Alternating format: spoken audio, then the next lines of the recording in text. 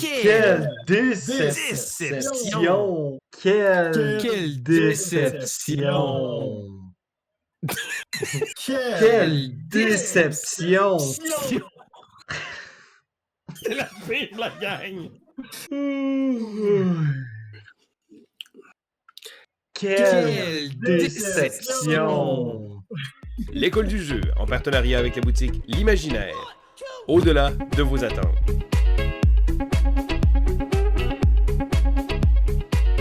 Bonjour et bienvenue à l'école du jeu. Alors, je ne suis pas seul, hein, je suis bien accompagné aujourd'hui parce qu'on a une vidéo spéciale. Oh yeah! Salut tout le monde! Allô, mes petits coquelicots! Hey, on parle de déception aujourd'hui, les gars. Oh oui! Tout à fait, tout à fait. Je dirais qu'il y a des déceptions à chaque année, hein. Il y en a tout le temps un peu. Oh oui, oui, vraiment, vraiment. C'est fou. Cette année, c'est pas une exception, hein? Non, exact. C'est pas parce qu'il y avait une année particulière que ça fait une année qui n'est pas décevante. Donc, Mais moi, je dirais que, ouais. regarde, je vais aller dans le vif du sujet tout de suite. OK? Ouais. On parle de déception. Vince, toi, je sais que tu as souvent des idées plus coupées sur des jeux parce que tu vas, on dirait, essayer de pousser le jeu que tu n'as pas aimé. Donc, si tu l'as pas aimé, tu vas essayer de pousser pour trouver la raison pour laquelle tu l'as pas aimé. Moi, souvent, avec la quantité de jeux qu'on a, je vais souvent sélectionner les jeux que je vais acquérir ou que je vais jouer. J'ai beaucoup de contrôle sur ce que je joue. Donc, ça me permet de pouvoir avoir moins de déception parce que je commence à me connaître en tant que joueur de jeux de société. Puis, je pense que je suis maintenant capable d'isoler un peu plus les jeux que j'aime et que je vais essayer. C'est certain qu'on n'est pas à l'abri quand même d'une déception, mais souvent, c'est des jeux que je vais moins leur donner leur chance que toi, peut-être. Oui, mais en fait, moi, c'est parce que je suis plus dans l'optique de je veux essayer tout, puis je le sais que c'est pas tout qui va me plaire. Puis surtout, ben, des fois, quand un jeu fait beaucoup l'unanimité ou semble créer une espèce de buzz, ben, c'est sûr, ça fait que moi, je suis curieux, fait que je veux l'essayer. Puis des fois, c'est un très bon jeu, mais ça ne concorde pas avec qu'est-ce que moi j'aime en tant que tel. Surtout avec mes goûts un peu uniques et particuliers, ben c'est sûr certain que ça tombe souvent à plat, ce genre de jeu-là. Est-ce que ça veut dire que est-ce que c'est parce que je suis déçu ou même que JP est déçu par rapport à un jeu que ça en fait un mauvais jeu? Pas du tout. C'est juste simplement que ben on joue à ce jeu-là, puis ben ça tombe à plat pour nous personnellement en tant que tel. Là, tu sais. Puis, de mon côté, là, des fois, ben, je dois avoir un problème mental, là. Des fois, il y a un petit détail que j'accroche qui rend le jeu pour moi tellement décevant, là, comme Alerto, par exemple. Là. Alerto, là, avec sa petite piste de ressources puis tout ça. Là, bon, Alerto n'est pas dans ma liste de déception de l'année, mais un petit détail niaiseux qui vient comme Ah, ça aurait tellement été bon, mais je suis déçu. Mais je suis pas déçu au point de dire c'est l'une des plus grosses déceptions de l'année. Là. Mais des fois, moi, c'est comme un petit détail. Des fois, c'est des règles qui sont pas claires. Des fois, c'est du matériel exagéré pour rien qui rend la fonctionnalité du jeu difficile. Ça, c'est des trucs qui viennent me décevoir vraiment. Ben exactement. Donc, écoute, je pense que sans plus attendre, on va commencer immédiatement. Là. Donc, en fait, on va juste y aller de façon très simple, là, c'est-à-dire, vous voyez à l'écran, je suis là. Ben, on va commencer toujours par Sylvain, ensuite JP et finalement moi. Puis, ce qu'on va faire tout simplement, c'est qu'on va avoir, comme dans notre top 10, un top 3 personnel à nous. Et par la suite, ben, on va avoir une déception générale qui est unanime entre nous trois. Unanime. C'est Ouais. rare qu'on ait les mêmes goûts, mais là-dessus, là, on a tous réussi à se synchroniser pour faire en sorte qu'on a une déception vraiment intense. Ouais, c'est exact. Alors, donc, sans tambour ni trompette, je commence avec mon numéro 3. Alors, ma troisième déception de l'année. Là, c'est drôle parce que déception, ça veut souvent dire plein de choses, mais dans ce cas-là, mes attentes n'étaient pas très élevées. C'est le jeu Godspeed. Alors, je commence en disant que le jeu Godspeed est probablement tout ce que Vince pourrait ne pas aimer de Kickstarter. Parce que c'est un jeu qui a une belle production, qui n'a pas un pedigree vraiment incroyable, qui a un concept très intéressant. L'an passé, je pense que le seul projet Kickstarter qui m'avait fait dérailler un peu, c'était Artemis Project. Ça me fait penser un peu à ça. On a pris des belles composantes, on a pris un concept de jeu qui est intéressant, mais un jeu qui n'est pas à tout casser. Et encore une fois, mes attentes n'étaient pas super élevées, mais quand je l'ai reçu, j'ai trouvé que c'était un jeu un peu quelconque. Donc, je dirais que c'est rare, puis je disais même en intro que souvent, je commence à me connaître un peu plus. Celui-là, je l'ai regardé vite, vite. Bon, quelques concepts intéressants, j'ai moins poussé. On a eu un deal de groupe, donc OK, parfait. Un bon deal là-dessus, pourquoi pas. Puis quand j'ai joué à Godspeed, j'ai trouvé ça manquait d'inspiration un peu. C'est certain que j'ai pas poussé le jeu. Vince, quand il va avoir une déception, il va pousser 3-4 fois, même plus. Moi, j'ai joué, j'ai fait hein, OK, c'est quelconque. J'ai fini par m'en débarrasser après. Fait que je suis certain que le jeu a bien des mérites. Je suis certain que le jeu a plusieurs choses. Les gens qui vont y avoir joué, ben c'est à cause que t'as pas vu ça, t'as pas ça.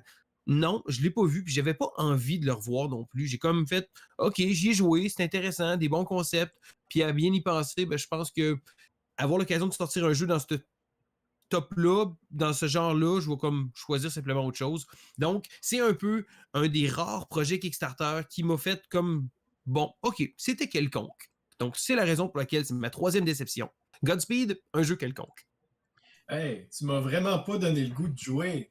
Non, j'ai rien expliqué du jeu même, tellement que c'est comme ça vaut pas vraiment la peine. Ah ouais, ok, à ce point-là, Non, le pire, c'est que c'est pas un mauvais jeu, c'est juste que j'ai fait OK, c'est quelconque, c'est juste quelconque. OK.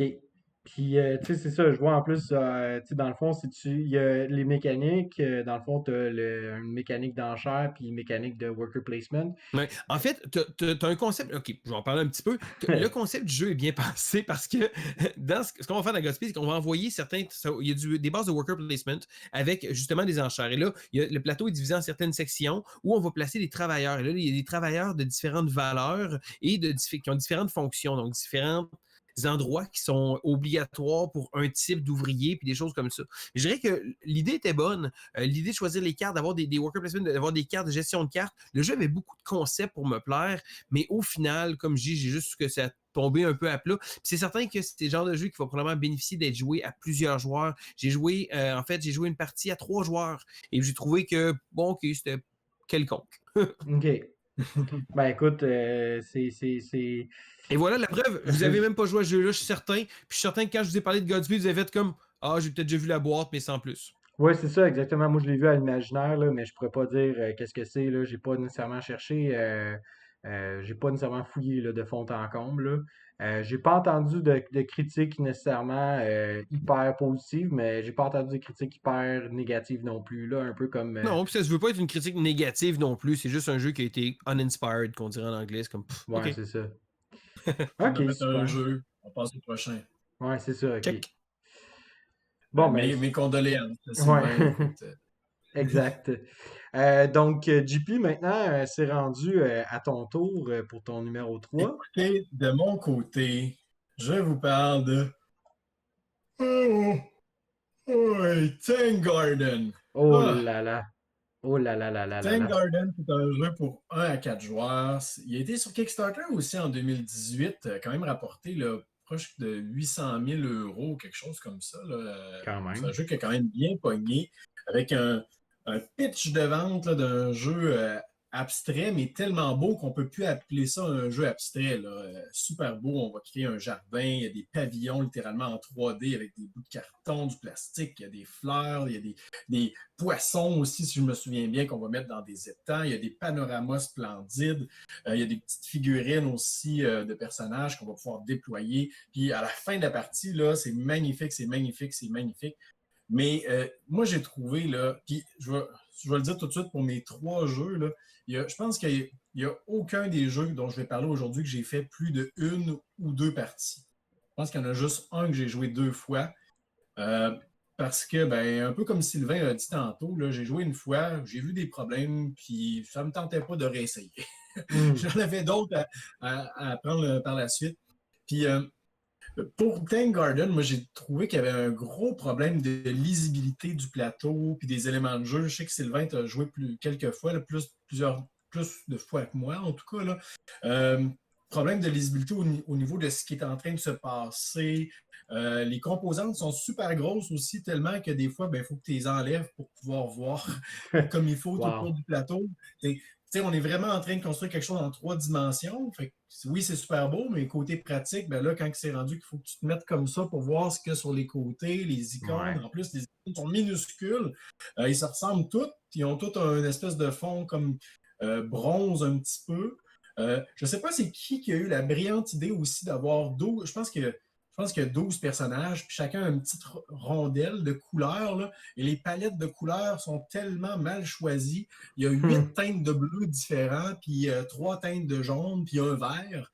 Fait que là, il faut que tu trouves le personnage qui fit avec l'icône, la couleur, ça marche pas. Là, tu vois les personnages qui sont là avec leur pouvoir, tu essaies de trouver le bon sur le plateau, c'est jamais le bon.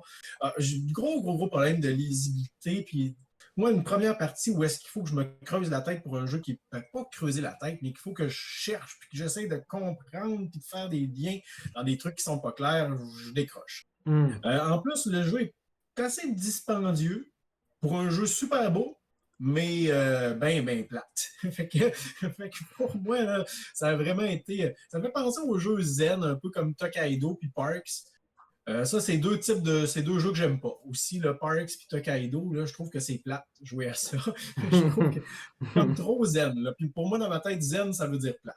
Je sais qu'il y a une tonne de critiques positives là, sur Board Game Geek. Je pense que j'ai vu que du positif, mais moi, c'est une grosse déception. Voilà. Non, en fait, je vais renchérir même ce que tu te dis parce que oui, j'ai joué beaucoup. J'ai joué au départ beaucoup sur Tabletop Simulator. C'est un des rares jeux que j'ai joué en ligne au début de l'année dernière. Avec le début de tout ce qui se passe, on a joué en ligne un peu à ce jeu-là. Et j'ai trouvé qu'en ligne, c'était beaucoup moins pire d'avoir les icônes. Parce que, comme tu dis, le jeu a un problème de lisibilité. Que ce soit les petits icônes tout petits dans le coin, que ce soit les pièces, les couleurs que tu disais, les personnages, je suis entièrement d'accord avec toi. Moi, c'est certain que le jeu, à la base, j'aime bien ce genre de jeu abstrait-là, mais je comprends que cette fois-là, puis je suis d'accord avec toi que le matériel super bling est une entrave au plaisir du jeu. Donc, c'est le genre de truc qui devrait faire énormément plaisir à Vince, ça. Non. Moi, non, mais je regarde. Je pense que Sylvain avait des défis secrets dans cette vidéo-là. Il fallait qu'il plug le mot entrave puis l'expression sans tambour ni trompette. Tu as réussi ton défi, Sylvain. Mais C'est non, bien, j'ai même pas pensé en plus. Wow, je suis vraiment plus versatile, je ne m'en ai même pas rendu compte. mais tu sais, juste pour vous dire à quel point Mais voilà. Alors, Tank Garden, là, un jeu super beau, mais grosse déception. Juste pour vous dire à quel point que c'est un peu extravagant dans la description puis la classification Board Game Geek présentement, là, on peut voir que le Tank Garden fait partie d'une famille qui se nomme Components Official Music Soundtrack. Donc, composante, Oui. album de musique Oui, il y a une officielle. trame sonore disponible pour pouvoir jouer à Tank Garden, une trame sonore qu'on peut aller chercher pour pouvoir jouer avec un petit beat super zen qui passe en background. OK? Non, l'idée est bonne, l'idée est bonne. Le genre de choses qui ne m'intéressent pas Mais pantoute. c'est parce que moi, personnellement, pour être franc, je veux dire, d'avoir une tonne et quart de matériel, puis d'avoir une tonne et quart de trucs à gérer sur le plateau, c'est tout sauf zen. Je veux dire, moi, ma définition de zen, c'est comme less is more, tu sais, le moins que tu as de trucs, le plus simple que c'est, le mieux ça va être, tu sais. Puis quand je regarde le jeu qui est comme vraiment, vraiment bourré, Chargé. c'est chargé au bout, c'est super beau, mais c'est chargé, mais je trouve pas ça. Je regarde le jeu puis je me dis, ok, ça a l'air d'un jeu de contrôle de territoire vraiment intense, tu sais, alors que c'est peut-être pas ça, là. Mais, puis tu sais, surtout aussi Moi, la grosse. non, vas-y. Ben surtout, il y a comme une boîte qui a l'air énorme, tu sais, puis au final, c'est parce que ce qui est Oui. frustrant, ce que je trouve décevant aussi, c'est que on a l'air à vouloir créer de plus en plus des gros jeux avec un espèce de système qui est censé être simple, familial, puis pour moi, un jeu simple, familial, ça devrait toujours, il devrait y avoir une espèce de principe où est-ce que, tu sais, la boîte n'a pas besoin d'être grosse, tu sais, dans un jeu familial, tu sais, je regarde là présentement, juste à côté de moi, il y a Fantasy Realms, qui pour moi est un excellent jeu de cartes. C'est juste un paquet de cartes, merci, bonsoir, on joue, puis d'attente. J'ai l'impression que quand il y a trop de flafla, quand il y a trop de pièces, de plastique, puis de ci, puis de ça, j'ai l'impression que justement, ça peut perdre les gens, puis ça peut devenir, à la limite, décourageant, tu sais. On peut penser notamment à un jeu comme genre Tidal Blades, que ça a été une grosse critique du jeu, là, que c'était comme tellement c'était tellement ahurissant le matériel, mais il y en avait tellement trop sur la table que ça devenait intimidant, alors que c'est pas un jeu qui est censé être intimidant, tu sais. Mhm. Ouais, Euh, en regardant le plateau terminé là, après une partie de Tank Garden, j'ai l'impression que c'est comme mes enfants qui ont pris plein de jeux dans la salle de jouets puis qui ont mis ça un peu partout là, pour bâtir quelque chose. Là. On dirait que le résultat est pareil. Mais hmm. ça, moi d'habitude, puis comparé à Vince, je suis plus un gars de bling, mais je suis d'accord et entièrement d'accord que c'est un excellent exemple de. Ils ont voulu trop en faire, ça a donné un jeu qui est trop gros, trop encombrant. Puis je comprends, si jamais tu es un non-joueur, puis tu vas avoir un jeu dans ta collection, ça va être un beau Tank Garden, ça va être une espèce de jeu bibelot que tu vas avoir, ben tant mieux, parfait. Mais je pense que ça vient pas nous chercher, nous, en tant que joueurs. Non, exactement, là, tu sais. Et voilà. Puis dans tous les cas, je pense que, tu sais, même si si le jeu avait été comme pas autant surproduit, je pense que JP t'aurait peut-être été déçu, peut-être, ou... Non, il aurait pas aimé parce que le jeu tire beaucoup de choses de Carcassonne, puis JP déteste Carcassonne. Quand JP a mis les mains sur Tank Garden, j'ai dit il va l'haïr, c'est certain. Ah, ok, Ouais, ok. Sylvain m'avait dit ça, ouais. Sylvain m'avait dit pourquoi t'as acheté ça? Ça ressemble trop à Carcassonne, t'aimeras pas ça. Ben, J'ai dit ben, je vais l'essayer, ça a l'air beau. Puis True finalement, story. je ben, me suis même pas rendu à voir la similitude avec Carcassonne. J'ai fait, ah, c'est bien compliqué cette affaire-là, pas capable de savoir c'est quel bonhomme et qui est bleu. Mais c'est comme ça. Un Ben, présage. en Voilà. fait, moi, Bah, mon numéro 3, ce qui est drôle, c'est que c'est un jeu que j'attendais avec impatience, que j'ai été me chercher un espèce de gros bling, là, tu sais, j'avais été chercher le Playmat, puis là, c'était comme, waouh, la grosse affaire, puis j'attendais ce jeu-là avec impatience. Puis finalement, ça m'a comme déçu, beaucoup déçu. Il s'agit de Cosmic Encounter Duel. Donc, pour ceux et celles qui ne le savent pas, Cosmic Encounter est un de mes jeux préférés de tous les temps. Puis, en fait, spoiler. ouais, exactement, pour le top 100. Mais Cosmic Encounter Duel, en fait, venait proposer une expérience condensée de Cosmic Encounter à 2 joueurs. Et là, la première chose, moi, qui m'est venue à l'esprit, c'est OK, comment est-ce qu'on va pouvoir créer cette espèce d'ambiance, de négociation-là, d'environnement? Et là, le jeu te dit non, non, le but, en fait, c'est qu'on n'aura pas de. Il n'y aura pas, en fait, de négociation nécessairement. On va créer en fait un espèce d'aspect de bluff, le jeu de cartes va rester là où est-ce que qu'est-ce que l'adversaire a dans ses mains puis ça. Et finalement, ben ça s'avère à être un jeu plutôt décevant parce que il y a comme de quoi d'intéressant dans Cosmic Encounter à plusieurs joueurs, c'est-à-dire le fait que justement tu peux pas t'attendre à quoi que ce soit, puis que chaque joueur peut intervenir à n'importe quel moment avec une super carte, avec un super pouvoir qui vient tout défoncer pour venir recalibrer le tout. Et malheureusement, mais à 2 joueurs, si un joueur obtient une carte qui brise tout, puis que l'autre joueur ne pige pas de carte qui brise tout, à ce moment-là, il n'y a rien qui vient recalibrer le jeu. Ce qui a fait en sorte que j'ai quand même joué, moi, 3-4 parties pour bien comprendre, bien saisir. Puis à chaque fois, j'étais tout le temps resté sur ma faim.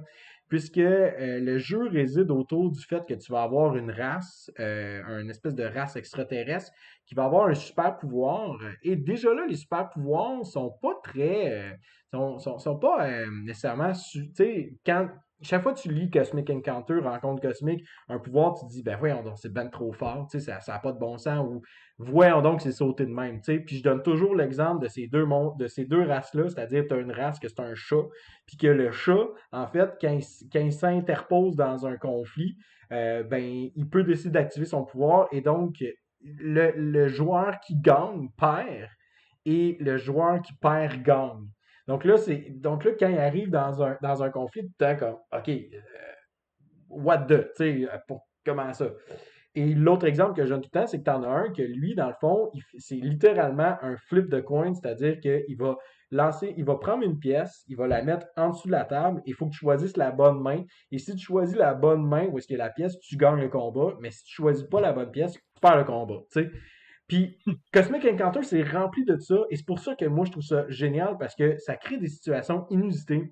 Alors que dans Cosmic Encounter Duel, on se retrouve avec un jeu qui est plutôt mât, qu'il faut se fier vraiment sur l'ambiance que les cartes vont amener. Et malheureusement, les cartes sont pas assez fortes. Il n'y a pas assez il y a pas assez une espèce d'envolée au niveau du thème. Le thème est très secondaire. Puis au final, tu te retrouves avec plein de mécaniques qu'il faut que tu essaies de saisir. Puis à un moment donné, quand tu es saisi, tu fais comme, OK, mais c'est comme plutôt plate, tu sais, comme jeu. J'ai joué justement une partie, j'ai joué plusieurs parties avec Nancy, puis après ça, j'ai joué une partie avec un ami à moi cet été, puis les deux, on a terminé, tu sais, puis c'est un grand fan là, de Cosmic Encounter lui aussi.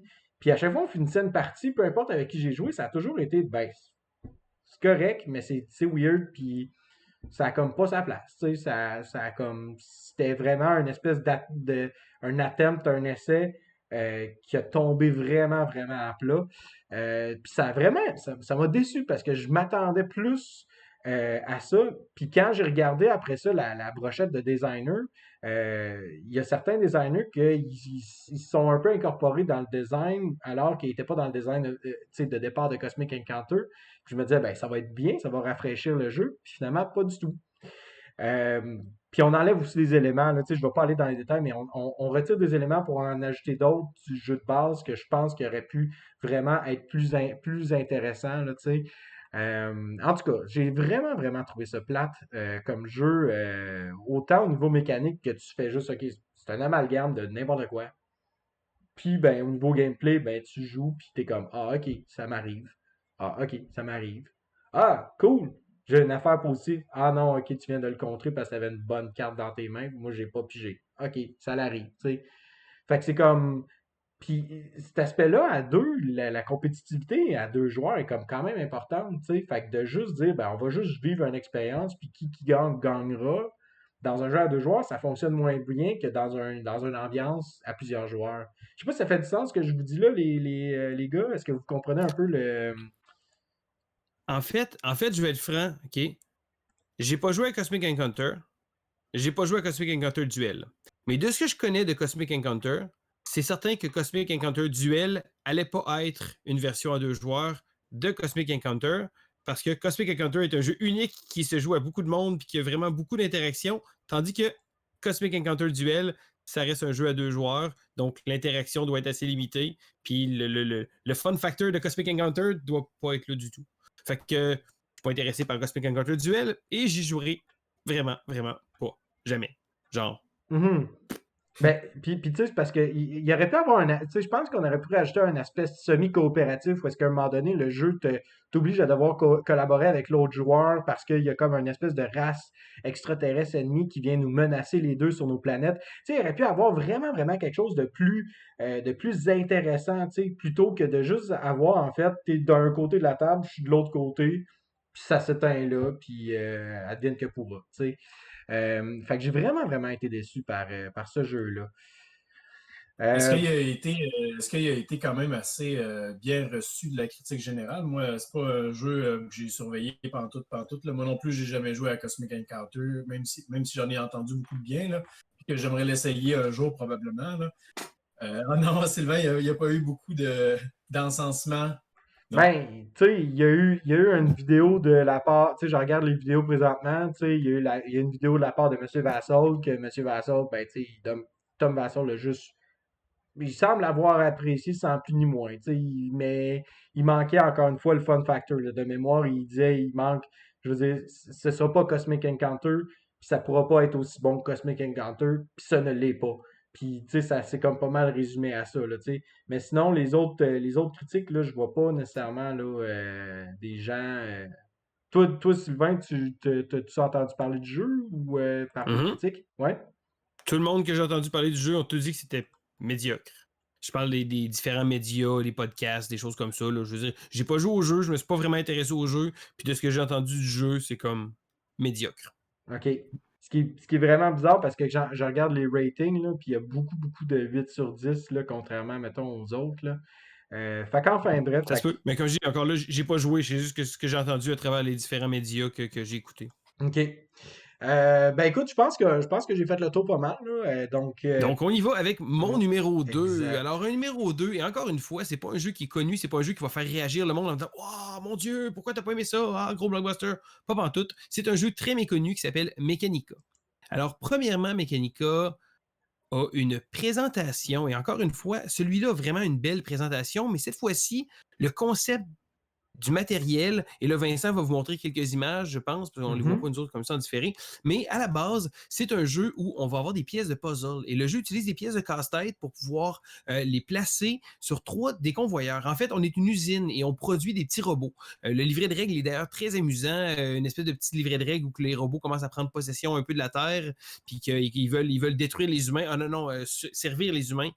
Puis il y a plein de petites blagues dans le livre de règles. Puis le jeu est bien pensé parce que ce qu'on va faire, c'est qu'on a des convoyeurs et on va devoir activer des robots, recevoir de l'argent pour pouvoir acheter des upgrades. Et là, lorsqu'on va placer des pièces de casse-tête, parce que c'est toutes des petites pièces de casse-tête avec des formes différentes, on va pouvoir les placer sur notre convoyeur. Et là, ça va rajouter des boucles, ça va rajouter des intersections. On va pouvoir placer des différentes stations où les robots vont s'arrêter, ils vont pouvoir se dupliquer, faire des robots plus forts, des choses comme ça. Et l'idée est toute de réussir à produire des robots pour pouvoir faire des commandes. Officiellement, c'est comme des balayeuses. Là. C'est tous des petits robots balayeuses là, qui servent. Là. C'est vraiment une belle présentation du beau matériel, mais le matériel, en plus d'être beau, c'est le concept, l'idée des pièces de casse-tête qu'on pouvait placer sur le convoyeur et on pouvait les relier.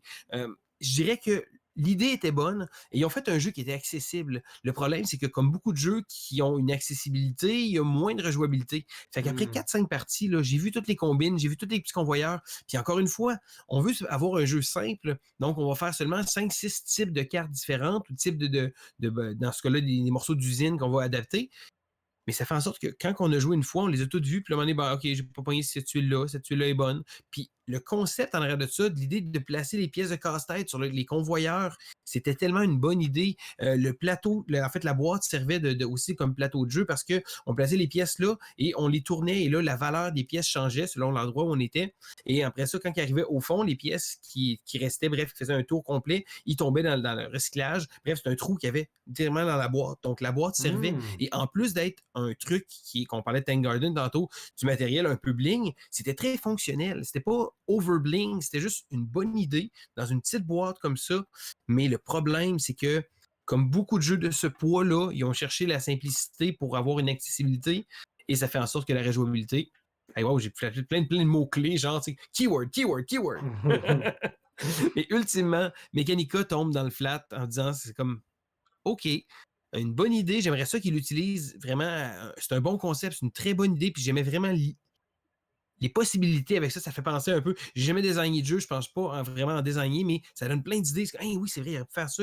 On voit, on commence à jouer à des jeux beaucoup, puis on n'est pas meilleur que d'autres, quoi que ce soit, mais on commence à en avoir vu d'autres. Puis on a vu certaines choses originales faites dans des jeux, puis j'ai trouvé que l'idée était tellement bonne, mais aurait tellement pu être mieux exploitée. Encore une fois, c'est pas moi qui va faire le design d'un truc comme ça mieux exploité, mais c'est juste que, malheureusement, c'est comme, Hmm. et voilà, c'est tombé à plat.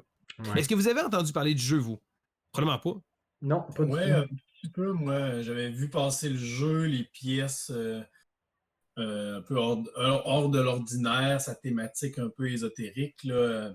Mais je savais que tu n'avais pas tant accroché sur le concept, là, fait que j'ai passé à la Hmm. prochaine Mais appel. le jeu n'a pas une grosse distribution non plus. Il n'y a pas grand personne qui ont joué. C'est un jeu à petite production. C'est pas un jeu indie ou quoi que ce soit. C'est une petite production probablement qu'il n'y aura pas de reprint. Puis c'est dommage parce que le jeu aurait eu à gagner, à avoir un peu plus de contenu, ou être un peu plus costaud. Hmm. Avais-tu joué en solo? Oui, j'ai joué en solo. J'ai trouvé ça Bof. bof. Décevant. C'est Décevant. ça. Décevant. Décevant. Puis surtout que là, je regarde là, présentement là, pour un jeu familial qui est dans le fond 1 à 4 joueurs, mais que la communauté recommande que ce soit à 1 à 3 puis que c'est meilleur à 2. C'est un petit peu particulier comme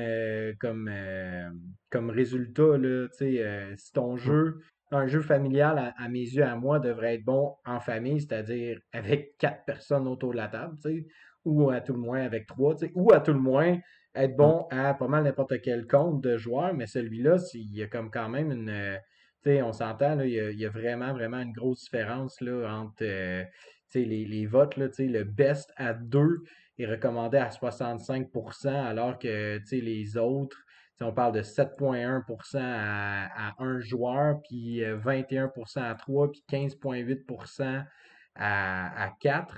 Fait qu'il y a vraiment une grosse marge là, entre les différents comptes. Là. Puis il n'est même pas recommandé. Il Mais 57,9% des en gens fait, qui ont. Oui. toutes tes belles statistiques sont pas basées sur beaucoup de voteurs, par exemple. Non, C'est ça non, le non, ça problème. c'est sûr. Il y a vraiment pas beaucoup de monde qui ont connu ce jeu-là et qui ont voté sur ce jeu-là. Fait que c'est comme. Ouais, c'est sûr. Mais tu sais, de l'autre côté, on se fie aussi à ça en tant que tel quand on regarde un jeu, là, tu sais, veux pas, là. Moi, je dirais que ce jeu-là m'a fait penser à un autre jeu, puis je sais que je pense que je l'aime plus que vous deux même, ce jeu-là. C'est un jeu qui était sorti il y a peut-être 2 ans qui s'appelle Gizmos. Ouais. De Phil Ah, Walker Harding. Je sais que c'est pas le Mmh. genre, mais moi, c'est mon genre. Puis là, on ramène un vieux sujet, mais je sais que vous autres, ça vous titille un peu plus. Mais ça me faisait penser à ça, l'idée le concept était bon, l'engine building, puis moi, j'aime Gizmos, comme je dis, mais encore là, un coup qu'on a fait plein de combines, les combines finissent par revenir un peu au même, puis c'est la Mechanica, c'est un peu le même concept. Fait que j'ai fini quand même par garder, j'ai encore Gizmos, ça fait longtemps que j'ai pas joué, mais je le conserve encore. Ouais. mes Euh, condoléances. Mais là, Un bon pedigree, Phil Walker Harding, ouais, c'est ça. bon designer. Mais là, toi, JP aussi, il y a ton numéro 2, il y a une espèce de principe de de positionnement, là, de tuiles, pis tout ça, ça se peut-tu? Pas des tuiles, des cartes. OK. Mon numéro 2, grosse déception cette année, je vous parle de Santa Monica. Eh, Santa Monica, c'est un jeu pour 2 à 4 joueurs. Et là, la thématique, les gars, est enlevante. On va construire une plage. Une plage hein? avec plein de super attractions. Une plage. Une plage, une Con- beach. Tu construis Avec une plein de plage. super attractions pour attirer des touristes et des gens de toute la planète qui vont venir visiter notre plage. Au petit commerce pour vendre des souvenirs sur le bord de notre plage. Et on va installer des filets de beach volleyball et des vagues pour faire du surf.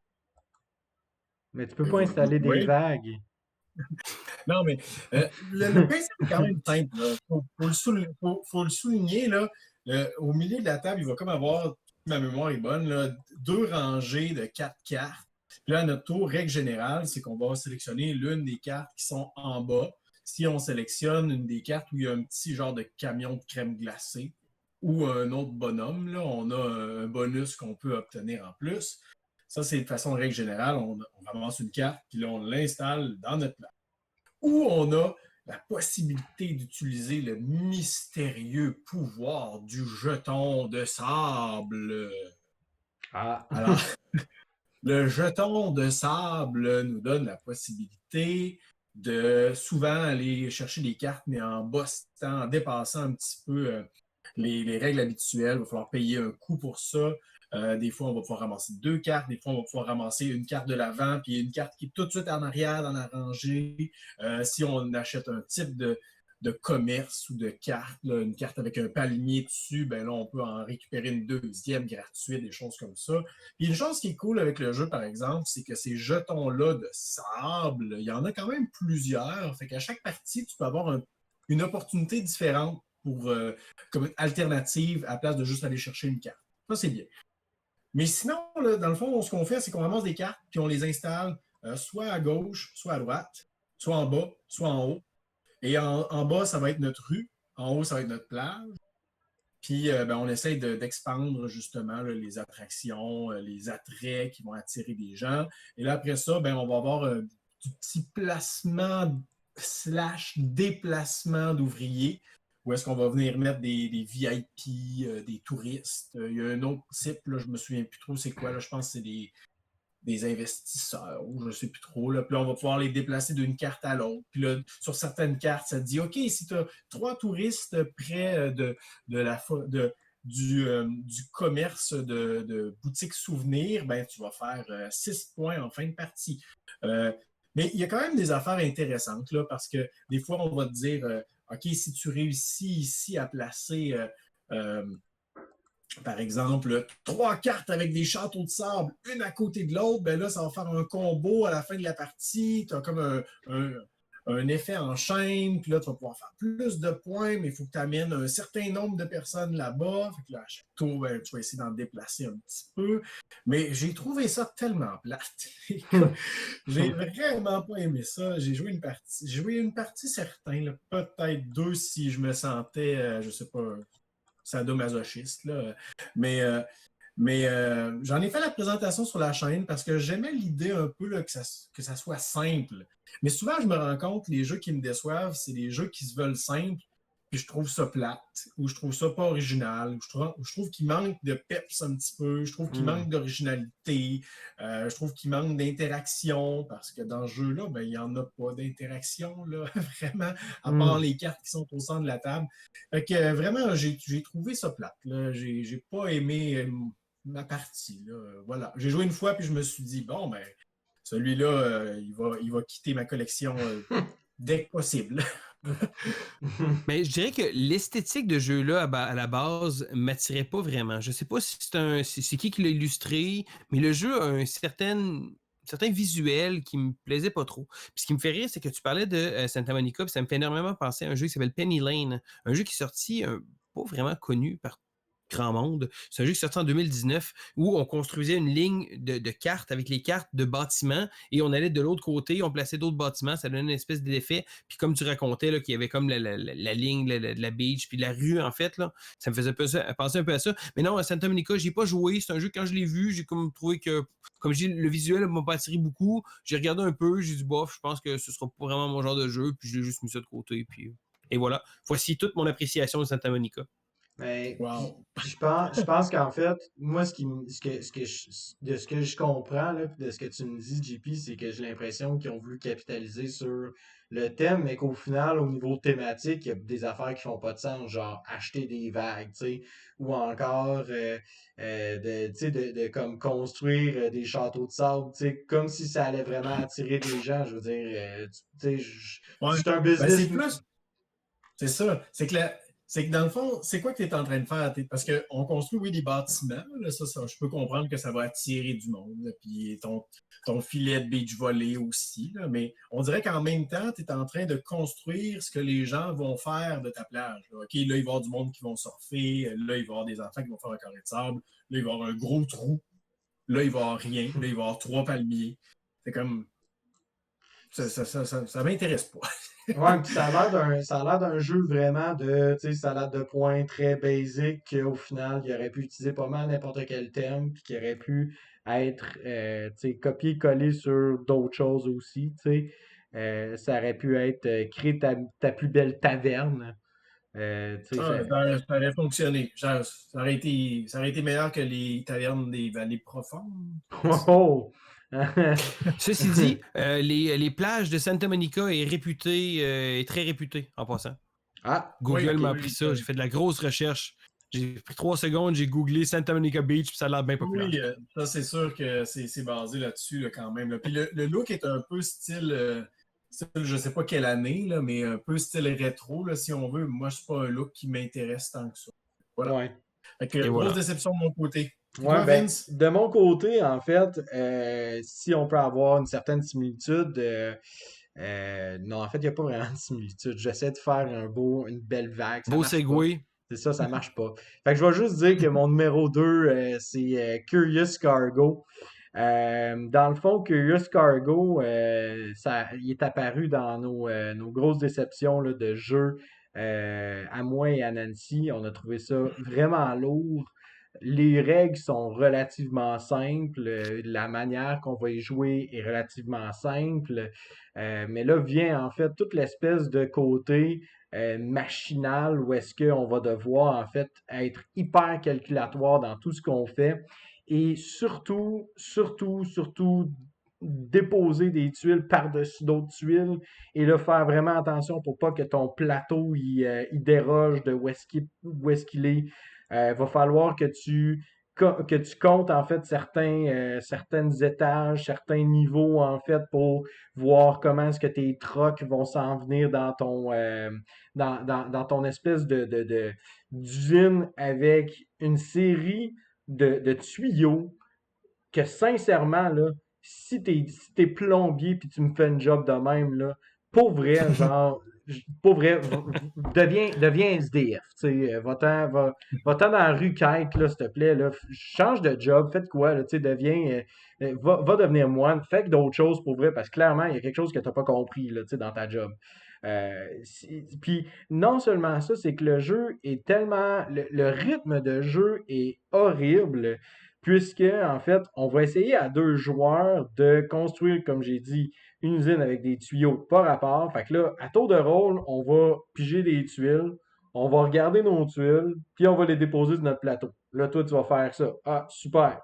Là, après ça, la deuxième portion du jeu, ben, c'est de jouer une carte ou de défausser des tuiles que tu viens de piger pour piger des cartes. Puis ces cartes-là, tu vas les jouer, puis tu vas installer un troc.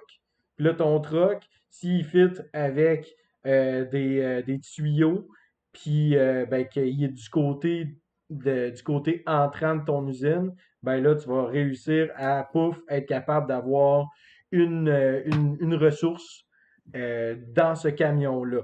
Puis encore là, les ressources, c'est pour ça que ça s'appelle Curious Cargo. On ne sait pas qu'est-ce qu'il y a dans les cargos que tu transportes. Peut-être que c'est quelque chose de dangereux. Peut-être que c'est ta mère. Peut-être que c'est des chats qui viennent d'un refuge. On ne le sait pas, tu sais. Puis c'est comme, hey, comment pour vrai, là, genre, tu sais, ton thème, regarde, il est pas là, il est pas présent. C'est pas de nous faire nous faire penser que tu vas pouvoir faire de l'humour. Tu sais, c'est comme une espèce d'humour de gars pas drôle, tu sais. Je sais pas trop comment dire, là, tu sais. Tu sais, genre, tu sais, la personne hyper sérieuse tout le temps, super cartésienne, pis ça, puis là, elle fait une blague, t'es comme, ouais, ok, man. Tu sais, puis, puis tout le long du jeu, c'était tellement, tu sais, boring de faire, ok, je pige des tuiles, ah, c'est pas celle qui fit avec mes trucs, c'est pas celle qui fit avec mes trucs. Ah, je pourrais peut-être l'empiler. Ah non, je peux pas. Et là, ça, je vous ai même pas parlé, en fait, d'un principe qui, pour moi, a complètement tué le jeu, c'est-à-dire que le jeu te requiert de compter, en fait, le nombre d'entrées et de sorties sur ton plateau personnel. Mais essaye de faire le calcul à chaque tour quand faut que tu empiles des nouvelles tuiles une par-dessus l'autre. Puis en plus que tu as des réseaux de tuyaux qui ont pas de bon sens. Vous irez voir les photos, tu sais, comme vous voyez, là, mettons, là, il y a une photo là, ici que je montre là, que c'est horrible. Euh, faut que tu On la voit essayes. pas, la photo, nous. Non, je sais, On la voit mais pas. je parle du public, là, tu sais. Euh, dans le fond, t'es là, puis t'essayes de comme saisir, OK, j'ai combien d'entrées, combien de sorties, puis ça va déterminer l'ordre de tour de jeu. Mais dans une usine que ton plateau change continuellement, puis que en plus de ça, faut que tu fasses tout le temps l'espèce de long de chemin de genre, OK, ça c'est comme ça, là comme ça, comme ça. Ah, lui finalement il fait plus, OK. Fait que je vais recommencer avec l'autre. OK, lui comme ça, comme ça, comme ça, comme ça.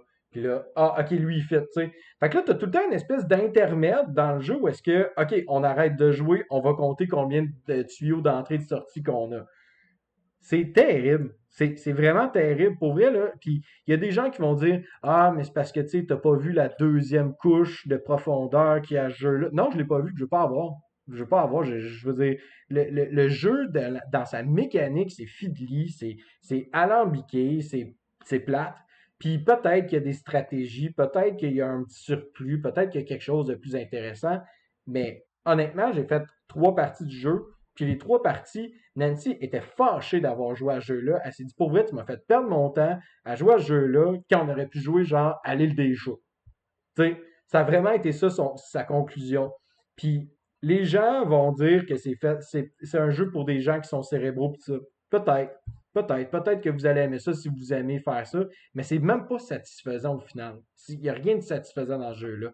Je pense que je vais arrêter là parce que vraiment, j'ai comme c'est ça. Puis ça a été basé sur le jeu de Pipeline que j'ai pas joué, qui était un gros jeu que tout le monde attendait, qui au final n'a vraiment pas été, il n'a pas créé l'unanimité du tout. Puis Curious Cargo, ben, vient pas créer l'unanimité du tout chez nous. Là. Tu sais, c'est vraiment, vraiment comme dommage parce que je croyais à ce jeu-là, puis j'aurais cru qu'il y aurait eu de quoi d'intéressant, tu sais, parce que placement de tuiles, le fait de placer des camions puis de venir un petit peu briser le rythme de l'autre joueur, ok, ça aurait pu être intéressant, mais finalement, ça tombe à plat. C'est Curious Cargo. Alors, voici mes impressions de Curious Cargo avant. Voici mes impressions de Curious Cargo maintenant. J'ai pas plus envie d'y jouer. Toi, JP, d'ailleurs, je pense, mais c'est drôle parce que JP, quand j'ai dit je m'achetais Curious Cargo, puis j'étais super excité, tout avait dit c'est sûr que ça allait être pas bon. Ouais, j'avais regardé des vidéos parce que le jeu m'intriguait beaucoup. Moi aussi, ça me faisait penser à Pipeline, puis dont le jeu est inspiré, là, mais il y avait comme quelque chose, là, on dirait une espèce de roue qui tourne carré, là, vraiment. Là. J'avais écouté, je pense, des vidéos de Endlab Games, puis de notre présentateur youtubeur anglo, là.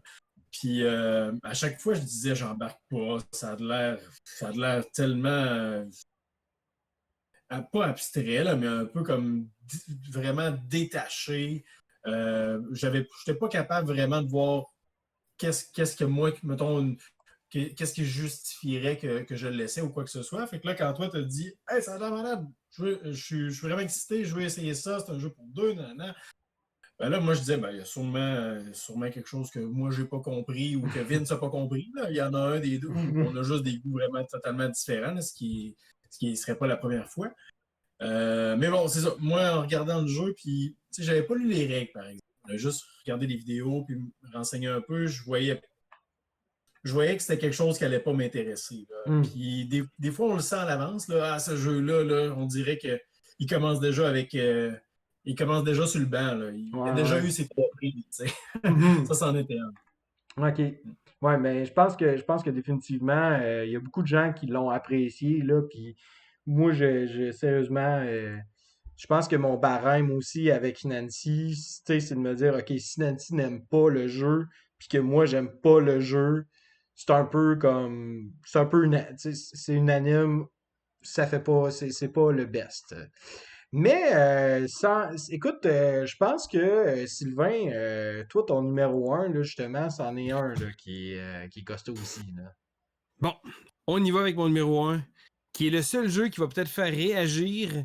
Puis après ça, vous allez vous rendre compte que je suis pas bon pour semer la controverse parce que, je vais le dire immédiatement, c'est le jeu On Mars. On Mars. Vital Lacerda. Une vache sacrée du jeu de société. Un designer vraiment, vraiment réputé. J'ai fait une vidéo d'ailleurs de The Gallerist que j'ai expliqué un peu ma pensée, puis c'est un peu là que je vais en revenir.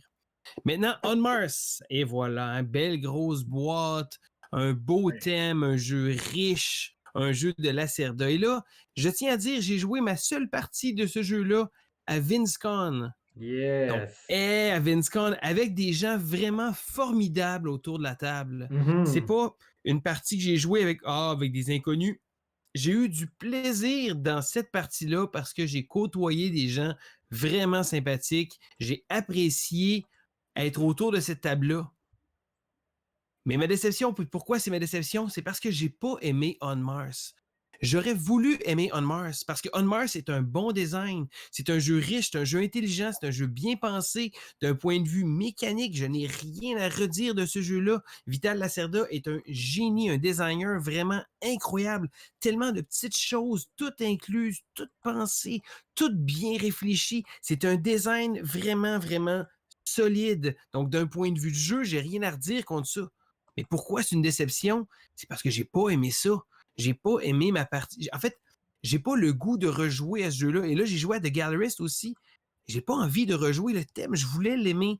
Fait que, probablement que je me rends compte que je suis peut-être pas le public cible parce que c'est des jeux qui sont intelligents. Puis je dis pas que c'est un mauvais jeu, bien au contraire. C'est un gros jeu costaud qui est fait pour un public très, très ciblé.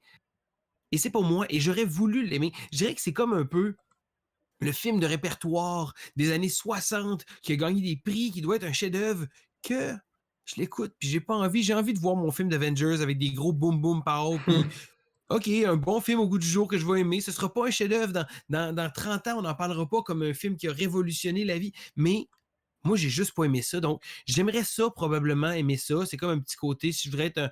Je sais pas. C'est comme. Je l'avais dit, puis je vais le redire. Je trouve que les designs de Vital Lacerda, c'est de la pédanterie ludique. C'est vraiment pousser un jeu, pousser un concept, pousser une idée, de la fignoler le plus que tu peux, mais au final, est-ce que c'est vraiment plaisant? Pour moi, j'ai pas aimé ça. Et voilà, c'est ma tristesse, j'aurais voulu l'aimer, j'aurais vraiment voulu vous dire On Mars, c'est un jeu malade parce que je voulais l'aimer, je suis arrivé, je me suis assis à cette chaise-là, j'avais tellement hâte de pouvoir y jouer, de pouvoir partager la partie avec des gens vraiment génial, puis c'est comme, tu me demanderais si j'aurais le goût d'y rejouer, puis je te dirais, je vais te sortir 350 jeux que j'aimerais ça jouer, puis tu sais quoi, je pourrais faire 2-3 parties de ces jeux-là parce que On Mars, c'est tellement long. Fait que je me rends compte que même si je voudrais aimer les jeux de ce type-là, je ne suis simplement pas le public cible. Et malgré le fait que j'aimerais beaucoup ça l'être, j'aimerais ça pouvoir dire Oh, j'aime tous les Lacerda. Et je les aime pas. Hein? C'est juste pour ça. C'est triste. J'aimerais ça. Là, Sylvain, là, on va inviter tout le monde à la maison de regarder en dessous de la vidéo le nombre de pouces vers le bas là, qui est inscrit là. Ça, c'est tout le monde qui a arrêté d'écouter ici là, dès que Sylvain a mentionné un jeu de Lacerda comme ça. Et voilà, une vache sacrée. On Mars est 65e dans le top 100 BGG. Là, fou, clairement, c'est toi qui n'as pas de goût. Là. Je veux dire, c'est BGG là, qui le dit. J'aurais voulu l'aimer. Je l'aime pas.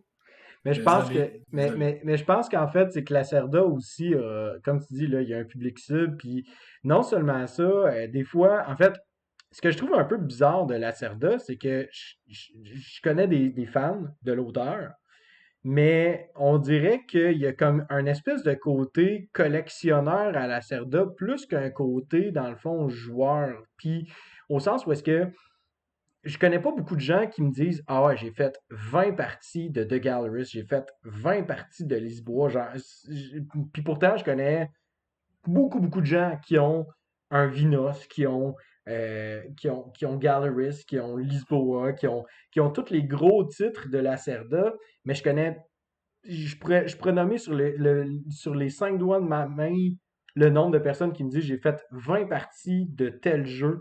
Puis je pense aussi qu'il y a peut-être quelque chose de touché avec Lacerda, c'est-à-dire qu'il est capable de faire des jeux qui sont solides, qui sont bien intégrés ensemble, que les mécaniques sont super fluides, puis qu'il y a vraiment comme un ressenti au niveau du thème. Mais malheureusement, j'ai l'impression qu'on fait vite le tour puisque la variété est pas nécessairement là. En fait, la rejouabilité est plus dans la compréhension des règles, l'espèce de compréhension de la synergie des choses ensemble, plus que dans, mettons, la rejouabilité au niveau des cartes présentées ou au niveau de l'interaction.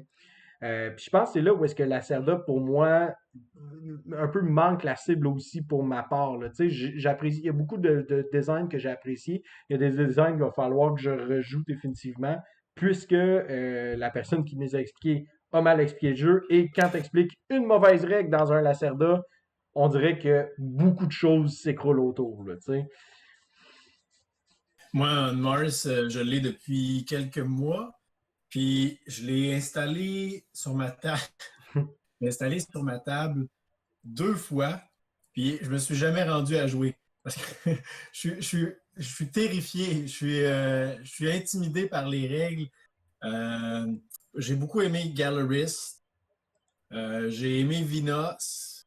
Mais lui, je sais pas, il me fait peur. Mais c'est ça. Je suis curieux, c'est sûr que je vais l'essayer, puis peut-être que ça va être une déception pour moi aussi, justement parce que c'est tellement un investissement intellectuel et cognitif. Exactement ça. Très ludique, là, ça devient une tâche. Mais c'est ça, puis je prenais mon exemple de film tantôt, puis je vais même sortir un autre exemple personnel. Quand j'étais plus jeune, je me suis mis à m'intéresser à la philosophie. Je trouvais ça très intéressant. J'étais un peu plus jeune, bon, parfait, tu sais. Ça, je me suis dit, hey, je vais m'intéresser à un philosophe. J'ai acheté Critique de la raison pure de Emmanuel Kant et j'étais très fier d'acheter un premier vrai ouvrage de philosophie. Je me suis dit, tiens, je vais me raffiner mes idées. J'ai commencé à lire puis je me suis donné un mal de tête. Puis je me suis rendu compte que j'aurais voulu aimer ça. Mais God, que je n'étais pas capable de lire ce genre d'ouvrage-là. Mais dans ma tête, j'aurais voulu bien paraître, avoir, comme dit, là, le petit Lacerda dans la bibliothèque. C'est ça, c'est bien paraître. J'aimerais ça pouvoir, mais non. Et puis en plus, pour ton premier livre de philo, t'as pas été avec le dos de la cuillère. Hein? En bon québécois, j'ai pété plus haut que le trou. Ouais, mais au moins, Incroyable. contrairement à On Mars, ton livre d'Emmanuel Kant t'a coûté à peu près 20 $. Probablement. Ouais. Euh, Écoute, dans le fond, je pense qu'on a fait pas mal le tour, là, tu sais. Puis c'est pas du bashing contre la Cerda, c'est simplement que on Et n'est voilà, pas. c'est ça. En fait, moi, je le dis même, j'aurais aimé ça pouvoir l'aimer, puis c'est juste que j'ai été déçu de moi-même, en fait. Tiens, j'ai pas été déçu d'On Mars, j'ai été déçu de ma personne qui a pas aimé On Mars. C'est plus ça. C'est intéressant, ça. Ah. Donc, Hey, JP, ouais. de mon côté, mon numéro 1, je vous parle de l'exceptionnel, le mémorable Genesia. Genesia. Tu me donnes le goût de bailler tout le temps, c'est fou. Hey, Genesia, là, OK, c'est un jeu pour 1 à 5 joueurs. C'est un jeu avec du draft de cartes. Un jeu de contrôle de territoire. C'est un jeu qui va durer d'une durée approximative dans 1 heure. Non, c'est pas vrai. Entre, je dirais, 30 minutes à 2 heures. C'est assez vaste comme time-lapse. Et c'est un jeu qui se veut quand même très simple. On est là dans le niveau de complexité, je dirais, de Seven Wonders puis It's a Wonderful World. Fait que déjà là, pour un jeu de 1h30, 1h45, peut-être même 2 heures, à 5 joueurs, là, je pense que ça prend 2 heures solides. Là. Hey, c'est long, là. C'est long, puis c'est plat comme jeu. J'ai vraiment pas aimé ça. Là. J'ai joué en solo, j'ai joué à 2 joueurs. À 2 joueurs, j'ai trouvé ça long. Je me suis dit, mais qui sur la planète joue à ce jeu-là à 5? Pourquoi? Pourquoi jusqu'à 5? C'est-tu parce que la tuile du milieu, il fallait absolument qu'elle soit en pentagone avec 5 arêtes, puis que là, on s'est dit, hey, on va mettre 5 plateaux qui vont connecter, 5 joueurs, voilà, c'est réglé, on a un jeu pour 1 à 5 joueurs, ça va être vendeur, ça. On dirait vraiment que c'est ça. Parce que, je comprends, si vous jouez à Genesia à 5 joueurs, là, écrivez-le, là. Je vous jugerai pas, mais ça va juste me confirmer qu'il y en a qui aiment ça, puis il y en a qui l'utilisent dans cette configuration-là. Moi, je ne peux pas le concevoir. Je ne sais même pas quoi vous dire, les gars. C'est tellement décevant. Là.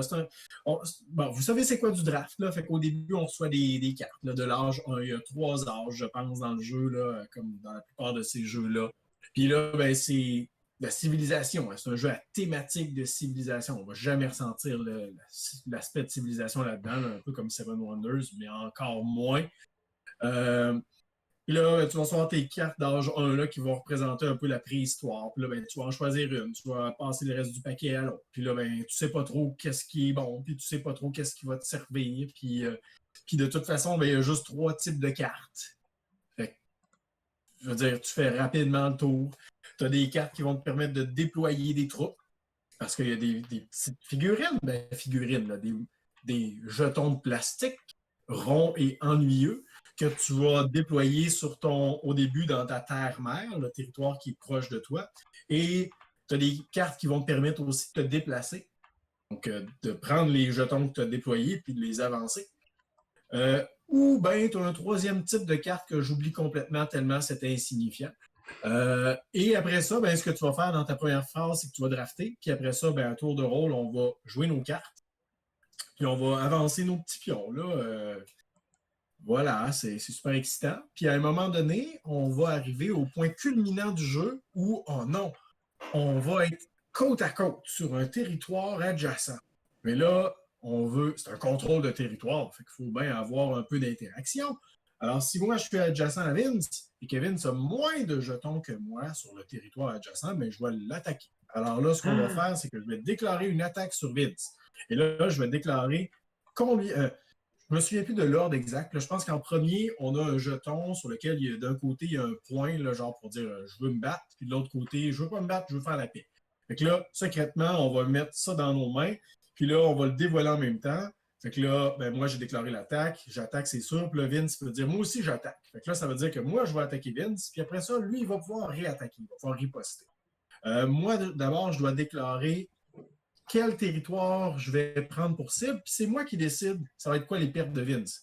Fait que je vais dire, par exemple, Vince, il y a 3 jetons, moi j'en ai 7. Ben, je vais dire, OK, on va perdre tous les deux 3 jetons. puis ben, on perd 3 jetons. Si Vince n'a plus de jetons, ben, je viens de prendre le contrôle de ton territoire. Mais là, il peut riposter, évidemment. Il peut avoir des cartes de combat. Fait que là, il peut dire surprise, non, j'en garde un, ou t'en perds un de plus. Quel revirement de situation excitant, hein, les gars. Je vois que vous trépignez sur votre siège. Ben, t'es en train un peu de m'endormir. Et là, après ça, ben Vince, vu qu'il avait mis le jeton d'attaque, ben, il va dire je contre-attaque. Mais là, il va contre-attaquer. Vous ne croirez jamais ça, les gars, il va contre-attaquer ailleurs, dans un autre territoire, comme une attaque sournoise que j'avais jamais vu venir. Puis là, après ça, ben là, c'est pas fini. Parce que là, on va reprendre nos jetons d'attaque, puis on va décider si on continue de s'attaquer encore, jusqu'à temps qu'à un moment donné, on décide, OK, c'est correct, là, on fait tous les deux la paix. Mais pendant ce temps-là, les autres, là, ben, ils sont de même, là, puis ils nous regardent, là, enlever des jetons, mettre des jetons, tourner nos cartes, puis dire je te rattaque encore, puis tout ça. Mais c'est ça pendant 2 heures, les gars. À la fin, là, on fait juste regarder, OK, là, la dernière vague d'attaque qui a duré 1 demi-heure, là, qu'est-ce qui reste sur le plateau? On regarde la valeur des territoires, puis ça, ben, c'est nos points. Il y a quelques cartes qui vont donner. Ah oui, c'est ça, le 3e type de carte. Je pense que c'est des cartes qui donnent des points de victoire à la fin de la partie. Puis ben, après ça, ben, tu vas en gagner. Hein? C'est excitant? Non. Non? Ah non, mais pour vrai, la Genesia, j'ai trouvé ça plat. J'ai trouvé ça vraiment mal fait, puis pas intéressant. Les interactions sont mal rendues. Ouais, c'est ça. J'ai pas aimé ça. Puis vous n'avez pas besoin de commenter, là, c'est juste plat. Ouais. Non, ben, il n'y a pas grand-chose à dire, sincèrement. En tout cas. En fait, je vais le dire, moi. Pendant que tu parlais, je suis allé regarder la boîte de Genesia. J'ai dit, ouh, mais quelle belle boîte! J'ai regardé le matériel de Genesia. J'ai fait, what? Puis après ça, j'ai regardé les concepts de Genesia, tout en ayant ta douce voix qui nous expliquait le jeu en background. Puis j'ai comme, bye bye. T'es endormi quelques instants. Oh, oui. Pour vrai. Non, c'est ça. C'est les termes. Voilà. Mais je pense que. Non, c'est ça. Je pense qu'on va juste, passer à un autre. Passer à Vince. Ouais, c'est ça. En fait, moi, mon numéro 1, ça a été un jeu qui a été étonnamment beaucoup, beaucoup apprécié cette année. Puis même que moi, je l'avais acheté sous la recommandation du podcast de Shut Up and Sit Down qui avait fait c'est vraiment, vraiment le fun. On a l'impression que plus que la partie avance, plus que les décisions sont crunchy, puis qu'on vit quelque chose de super intéressant, puis qu'on est tout le temps en train de se sentir serré à la gorge, puis tout ça. Puis là, j'étais comme, wow, OK, ça a l'air vraiment niaiseux.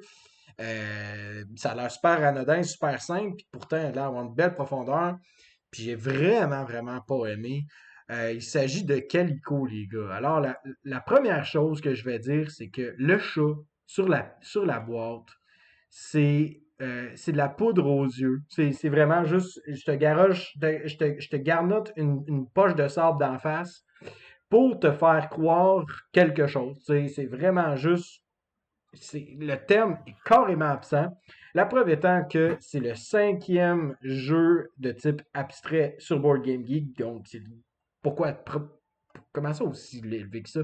En tout cas, deuxièmement, ils disent que c'est un jeu familial. Et là, tout le monde dit de façon unanime que Calico, c'est un jeu familial. C'est pas un jeu familial. On va arrêter. C'est pas parce qu'on a des mécaniques simples que ça veut dire que c'est un jeu familial. Tu sais, il y en a plein de jeux là, avec des mécaniques qui sont censées être simples. Des jeux qui sont censés être faciles d'accès, on en a plein. Ça ne veut pas dire que c'est un jeu familial. Je ne me verrai jamais, au grand jamais, m'asseoir avec mon enfant qui va avoir 8 ans. Je ne verrai jamais m'asseoir avec elle puis jouer à ça. Même que ce qui est le plus ironique dans tout ça, c'est que l'âge sur la boîte, c'est 13 ans et plus. Là, tu te dis, oui, mais tu sais, on est quand même une famille à 13 ans. Non. Pour moi, un jeu familial, tu es capable de jouer avec tes enfants de 7-8 ans. Tu sais, 6 ans, si l'enfant est comme assez rapide pour comprendre. Mais Calico, c'est pas un jeu pour enfants parce que, premièrement, j'avais le goût de brailler à chaque fois que je prenais des tuiles. La sélection des tuiles est terrible. Je veux dire, OK, je comprends qu'ils veulent faire ça simple, mais tu sais, t'as à peu près 90 tuiles dans le sac. Et là, tu en piges 3, puis tu as le choix parmi 3 tuiles. Puis souvent, ce que ça va te demander, c'est de faire concorder une certaine couleur ou un certain pattern. Mais il y a genre 8 patterns et il y a 8 couleurs dans le jeu. Fait que pour que tu aies le bon pattern ou la bonne couleur, puis des fois, c'est que le jeu va te dire non, non, mais là, à cet endroit-là spécifiquement, si tu veux faire 15 points à la fin de la partie, ben, il faudrait qu'idéalement, elle soit jaune. Mais là, cet endroit-là aussi peut compter pour un autre 10 points supplémentaires, mais il faudrait qu'elle soit de tel pattern. Fait que là, tu es tout le temps en train de faire, ben, je vais faire le moins pire des choix, là, tu sais, c'est tout le temps ça. C'est un jeu, en fait, puis quand je parlais du terme, ça aurait dû être un terme de politique québécoise où est-ce que tu fais toujours le moins pire des choix. Parce que les chats, là, c'est complètement absent, et même que c'est au niveau, mettons, du scoring, c'est complètement ridicule d'essayer de faire plaisir à un chat parce que il donne pas du tout, il donne pas assez de points pour, tu sais, au niveau comme du scoring, ils sont pas assez, ça fructifie pas assez pour l'effort que ça te demande de faire. Puis en plus de ça, ben tu sais, au final, tu as une mécanique où est-ce que quand tu t'agences 3 tuiles de même couleur, ben tu vas avoir une espèce de bouton. Puis ça, c'est beaucoup plus abordable, beaucoup plus facile à faire à la fin de la partie parce que tous tes boutons te valent 3 points. Alors qu'un chat te demande d'avoir un pattern de 4 tuiles des fois, puis il va t'en donner 5. Et puis tu sais, je trouve ça frustrant, en fait, de devoir m'asseoir devant ce jeu-là puis de faire comme pour vrai, les chats, j'ai même pas le goût de les avoir. Puis pourtant, c'est censé être un jeu de chat. Puis là, les gens disent oui, mais tu sais, si tu regardes dans le livre de règles, les chats qui sont dans le jeu sont basés sur des chats dans un refuge et un café chat. Mais je m'en fous, man. Je m'en fous. Je veux pas le savoir, genre, tu sais, il y en a des cafés chats à Montréal, puis ils ont le même concept, puis ils sont pas obligés de faire un jeu pour promouvoir leur chat. J'ai vraiment, vraiment trouvé ça frustrant. J'ai joué à 2 joueurs, j'ai joué à 4 joueurs, et à 4 joueurs, c'est complètement, d'une douleur atroce, parce que tu te retrouves pendant le tour des autres, puis la seule affaire que tu fais, c'est que tu te tournes les pouces. Tu te tournes les pouces ou tu regardes tes tuiles en te faisant comme, bon, c'est quoi le moins pire des choix? Euh, Elle, je pourrais la mettre là, puis elle, je pourrais la mettre là. Ah, faudrait que cette tuile-là soit un A, il vient de la prendre. T'as pris ma tuile, t'es pas fin. Puis là, après ça, l'autre personne passe. Ah, cette tuile-là pourrait faire la job. Il l'a pas pris, parfait. Peut-être que je vais l'avoir à mon tour. Hey, je l'ai. Cool. Je vais la prendre. Je vais pouvoir la mettre plus tard. OK, c'est le tour de l'autre. Il n'y a rien qui m'intéresse. Je veux mettre ma tuile pour être capable de faire des points à la fin. Fait qu'au final, c'est juste whoever has the most points is the winner. Puis ça, pour moi, tu sais, encore une fois, je réitère, il y a 2 problèmes pour moi dans le jeu familial. Le premier point, c'est encore une fois, c'est meilleur à 2 joueurs. Donc là, tu te retrouves encore une fois avec un jeu qui a 4, ça dure, puis c'est vraiment niaiseux parce que notre game, à cause qu'il y avait il y avait du monde qui réfléchissait, ça nous a pris 1 heure et demie quand c'est marqué 30 à 45 minutes. Ça nous a pris le double de temps à 4 joueurs. Et non seulement ça, c'est meilleur à 2 joueurs. Ce qui fait en sorte que tu n'es pas capable de t'asseoir avec ta famille. Je veux dire, essayez de vous asseoir, les gars, avec votre enfant pendant 1 heure et demie de temps à jouer à un jeu où est-ce que c'est tout le temps frustrant de jouer, puis que probablement chaque action que ta fille va faire ou que ton gars va faire, il va avoir les larmes aux yeux en faisant comme « Mais c'est pas tout à fait ça que je voulais faire, papa. Je peux-tu aller chercher la tuile que je veux dans le sac à la place? » Puis là, t'es comme « Oui, c'est correct, il n'y a pas de problème. » Là. Puis c'est comme... ça me fâche vraiment qu'on considère ce jeu-là comme étant un jeu familial. C'est pas un jeu familial. OK. Vincent, Quoi? je vais te le dire, moi je vais te parler. Je n'ai pas joué à Calico. Fait. Deuxième fait, j'aime pas les chats. Troisième fait, Vincent, c'est un jeu abstrait. Les chats n'ont rien à voir. Les chats sont là pour vendre le jeu. C'est un jeu abstrait, comme n'importe quel jeu de puzzle abstrait, qui est un concept de jeu très précis. C'est fait pour avoir des décisions crunchy. Les échecs, c'est un jeu que tu peux jouer avec tes enfants, mais tu joues les échecs avec un adulte, c'est différent en tabarouette. OK? Oui, mais Voici mon point de base. Donc, vas-y, mais excuse c'est Vincent. parce qu'il n'y a même pas. Tu sais, c'est qu'à la base, tu sais, mettons, je joue aux échecs ou tu sais, je joue à un jeu abstrait contre toi. Oui, Il y a, c'est un jeu abstrait. tu sais, à la Donc, base, là, Calico, j'ai jamais pensé qu'il y avait du thème, là. Jamais non, pensé, non, là. je le sais, mais c'est parce qu'au départ, moi, ce qui me fâche là-dedans, c'est que, mettons, je joue aux échecs contre toi, il va y avoir une Mhm, interaction. Puis ça, mhm, l'interaction dans le jeu abstrait, pour moi, c'est quelque chose qui est prioritaire pour être capable d'avoir cette espèce de décision crunchy-là. mhm. Dans Calico, Mais, là, la décision crunchy, elle est juste artificielle. Parce qu'au final, je pourrais disposer de 8 tuiles devant moi, puis ben là, soudainement, j'ai plus de décision vraiment crunchy. Là. Tu sais, mais en fait, il y a 1 million de jeux comme ça. Il y a 1 million de jeux comme ça. Puis peu importe le thème que tu vas faire, des jeux que tu peux penser, tu peux perdre. Si tu joues avec le mauvais groupe de joueurs, puis c'est tous des jeux qui sont tout le temps meilleurs à deux. Puis écoute, j'ai pas joué à Calico, là. J'ai pas joué, je l'ai vu, je me suis dit, ah, ce serait probablement le genre de jeu qui va plaire, surtout à un de mes amis avec qui je vais jouer souvent des jeux.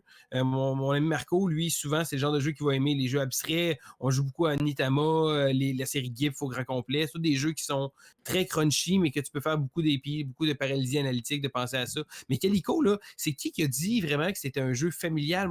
Oui, je sais, le monde en parle même à cause de l'idée du chat, là, mais c'est pas un jeu familial. C'est un ouais, jeu mais que tu peux jouer en famille, mais qui est un jeu abstrait, jouable à 2 joueurs. Moi, c'est là que je le vois. Là. ouais, mais c'est parce qu'il est sur Board Game Geek, il est comptabilisé comme étant le 35e meilleur jeu de Board Game Geek dans la catégorie famille. C'est pour ça Mhm. que je dis ça. Et il y a il y a plein de gens, il y a plein de reviewers, là, je ne veux pas mentionner de nom ou quoi que ce soit, mais il y a plein de gens qui ont dit que c'est un excellent jeu familial et qui l'ont placé dans une catégorie familiale. Puis non, c'est OK. pas un jeu de famille. C'est pas un jeu de famille. Deuxième chose, deuxième bémol que j'amène, puis comme je dis, j'ai rien à dire sur Calico parce que j'ai pas joué, hein, Ouais. mais jeux familiaux, pour avoir une jeune famille, pour avoir un garçon de 6 ans qui va pas s'asseoir devant un jeu, avoir une fille de 9 ans qui est intéressée, mais à l'occasion, il y a des jeux qui sont faciles à jouer plus avec des plus vieux, parce que quand ils sont jeunes, des fois, là, moi, je joue avec ma fille, elle va comprendre les concepts des fois des jeux, mais tu le vois dans un jeu abstrait, surtout un jeu de stratégie, c'est certain que l'enfant a vraiment zéro une chance. Écoute, je vais l'écraser solide, là, tu sais. Mais d'un autre côté, je veux voir son cheminement qui avance, puis tout. Puis il y a des jeux qui sont faits pour être joués avec des plus jeunes, puis des jeux avec des plus vieux. Parce que familial, là, c'est très vague comme sujet, comme truc. Tu sais, familial avec des enfants, familial avec des ados, j'ai pas d'adolescent, là, mais jouer avec des jeux, même avec mon filleul, quand je joue avec lui, qui est un petit peu plus vieux, c'est complètement différent des jeux que je joue avec ma fille. Là. C'est vraiment, chaque année est tellement différente pour chacun des enfants, là, qu'il y a certains que... Et voilà, mais Ben, sinon, j'ai rien à dire sur Calico. Moi, c'est juste ouais. sur les concepts globaux que le jeu amenait, des choses comme ça. Puis moi, bon, écoute, j'ai pas joué. Je dirais pas dans une partie. Je l'ai pas acheté quand même. Parce que c'est beaucoup de dire. Parce que d'habitude, si un jeu m'intéresse, je vais finir par l'acheter. Puis celui-là, je l'ai pas acheté.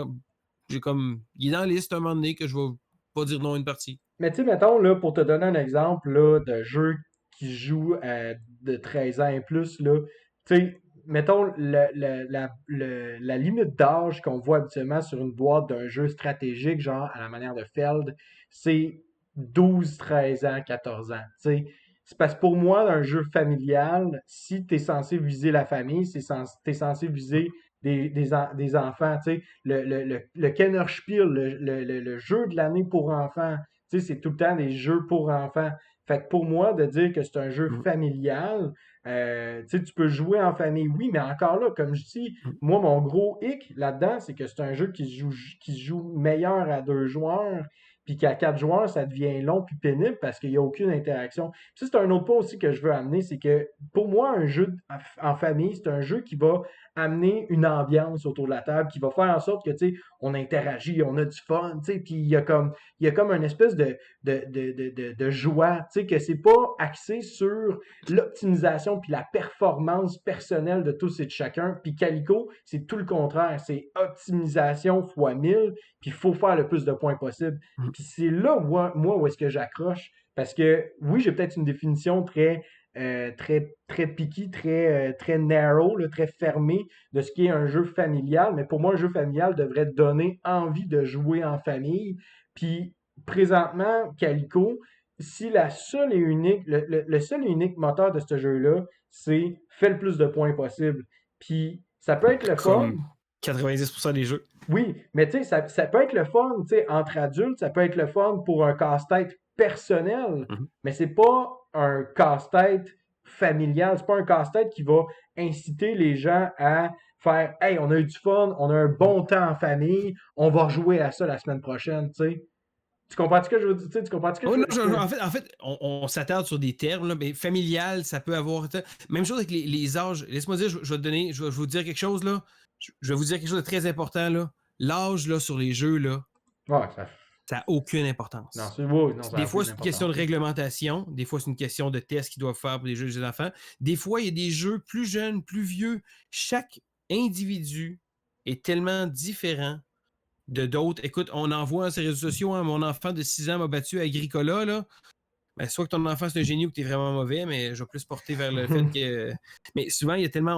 On blague avec ça, là, mais c'est tellement différent. Fait que je pense que comme j'ai rien à amener sur le sujet de Calico en tant que tel. Je pense que JP a joué, fait que JP va être plus en mesure de pouvoir en parler. Mais souvent, je pense que c'est peut-être les termes. Je pense que tes attentes envers le jeu étaient peut-être déplacées par rapport à ça. Peut-être, tu sais, ça se peut, là, mais tu sais, même mes attentes étaient basées sur Shut Up and Sit Down qui disait que chaque décision s'en vient de plus en plus crunchy, puis intéressante, puis déchirante, puis au final, j'ai pas ressenti ça. Tu sais, je veux dire, puis c'est pas que j'ai perdu, là, j'ai crushed the competition, là. J'ai vraiment, vraiment pété tout le monde autour de la table à toutes mes parties que j'ai jouées, là. Puis je veux Et, dire, j'ai ouais. pas trouvé ça plus le fun. J'ai pas fait Hey, c'est un beau casse-tête super intéressant avec plein de décisions.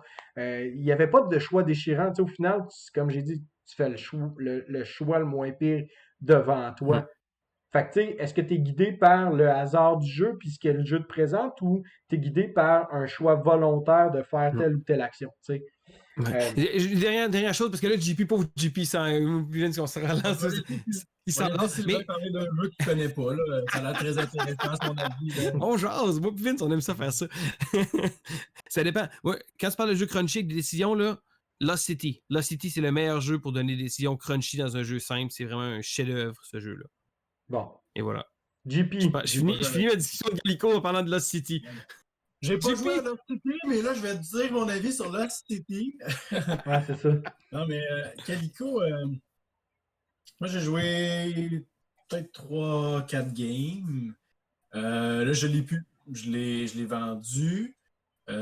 Puis moi je comprends le genre de décision que ça peut amener, mais j'avais pas ça des décisions. C'est plus comme des opportunités obligatoires. Là. C'est ça. Mettons, selon les objectifs que tu vas avoir, ben là, tu vas peut-être être récompensé en fin de partie si tu réussis à avoir les 6 couleurs autour de ta tuile objectif. Fait que là, ben, tu peux être tenté au début de la game de dire Hey, il y a déjà des tuiles bleues, rouges, vertes, on va les ramasser, je vais tout de suite aller les mettre le plus tôt possible. Ou tu peux être tenté de dire ben, je vais essayer d'en mettre plein de mêmes couleurs pour faire une suite, pour avoir des petits boutons. Les petits boutons, on donne des points, tout ça. Puis je vais les attendre plus tard. Sauf que là, ça se peut que si tu attends plus tard, ben, la plupart des tuiles soient sorties de ta couleur, puis que finalement, dans les 3 derniers tours, ben, tu ne vois plus jamais ces tuiles-là Ouais. là, de couleurs que tu avais besoin. Fait que là, ben, tu es contraint de bloquer tes emplacements. Puis vu que justement, comme Vite se dit, tu as juste 3 tuiles devant toi, ben là, tu peux facilement dire Ah, tu n'as pas fait ton objectif de 6 couleurs. Ben, gars, la tuile verte, ici, moi la prendre, puis moi je vais aller la mettre là. Puis là, c'est comme Ah, va chier! Mais en même temps, c'est pas un jeu pour faire chier les autres. Là. C'est pas un jeu de hate draft, là, justement. Ouais. Sauf qu'en même temps, tu peux le faire. Là. Mais ça va venir encore plus détruire un peu l'esprit du jeu. Là, parce que c'est tellement facile de dire Hey, tu as absolument besoin de cette couleur-là pour réussir ton objectif. On n'est pas tant besoin, mais elle irait bien là. On va la prendre. À la fin de la game, c'est rendu de même un peu. Là. Moi, j'ai probablement un autre problème mental, c'est que quand je regarde mon plateau de Calico, là, il y a trop d'affaires. C'est Ouais. tellement coloré. Il y a 6 couleurs puis il y a 6 motifs différents. C'est trop pour mon cerveau. Mon cerveau de gars arrête à 2, là, 2 informations en même temps. Fait que rendu à la fin. Rayé puis pas rayé. Oui, c'est ça, rayé puis pas rayé. Quand il faut regarder, OK, j'ai-tu des boutons que je peux réclamer? Ben pour ça, il me semble que c'est pas trop compliqué. Là. Je pense qu'il faut mettre des tuiles de même couleur ou de Agencer motifs. 3 ensemble, ouais. 3 couleurs Ouais, c'est ensemble. ça. On dirait que rapidement, mon œil, il le voit pas. Ça. Ma femme a dit ça aussi quand je regarde le ménage à faire de la maison. Là, je le vois pas. Mais, fait que là, en fin de partie aussi, puis là, les objectifs, OK, ce chat-là, pour l'avoir, il me faut 5 motifs consécutifs qui se suivent. Fait que là, tu cherches, OK, mes espèces de motifs en picot. Ah non, je n'ai 3. OK, ceux-là en vague. Ah non, pas ces vagues-là, l'autre type de vague. C'est comme trop abstrait. Là. Moi, ça m'a. Je sais pas, ça fait partie de mes irritants, là, niaiseux, mais moi, si c'est pas facile de lecture du premier coup, même si c'est beau, puis tout ça. Puis en plus, c'est même pas thématique parce que les chats, c'est daltonien, ça voit pas le vert, puis ça voit pas le rouge. Même pas les tuiles rouges et vertes. Le chat, il s'en fout de ces couleurs-là. Donc voilà. Alors, il n'y a pas de thématique. Puis je suis d'accord un peu avec Vince aussi, au sens où est-ce que c'est pas un jeu. En fait, c'est juste que si, mettons, un consommateur veut acheter ce jeu-là en se disant je vais jouer avec mes enfants de 7 ans parce que les gens disent que c'est un bon jeu familial, ben c'est pas ça que ça veut dire, justement. Là. Fait que c'est un peu un genre de milieu entre Vince et Sylvain. Là. Moi, je suis tout le temps au milieu. Là. Sylvain a vraiment raison de dire que le terme de jeu familial est très, très vaste. Vince a vraiment raison de dire que c'est pas un jeu où est-ce que si tu joues justement avec tes enfants, tu vas avoir du plaisir parce que soit tu vas juste les laisser gagner et faire ce qu'ils veulent, ou tu vas les démolir, puis ça va être, tiens, bien fait pour toi, tu vas rendre mon garçon de 6 ans, c'est quoi la défaite? Fait que voilà, fait qu'il faut juste connaître que c'est un jeu qui est basé sur, oui, la compétition, puis performer, puis toujours essayer de regarder les opportunités, les meilleurs coups à son tour, puis voilà. Fait que, Encore pour là, moi, ça ouais. a été juste comme, ben OK, c'est pas ça qui me tente. Moi, tant qu'à ça, je vais jouer à Azul. C'est ça. Voilà. Azul, c'est vraiment un jeu qui est très. Tu sais, tantôt que je me disais, là, je me suis trouvé que j'avais assez parlé, mais c'est un genre de jeu que j'appelle un type d'un puzzle spatial, de positionnement spatial. Peu importe c'est quoi les éléments, c'est ça exactement. C'est vraiment le concept. Il y a beaucoup de jeux de société qui font ça.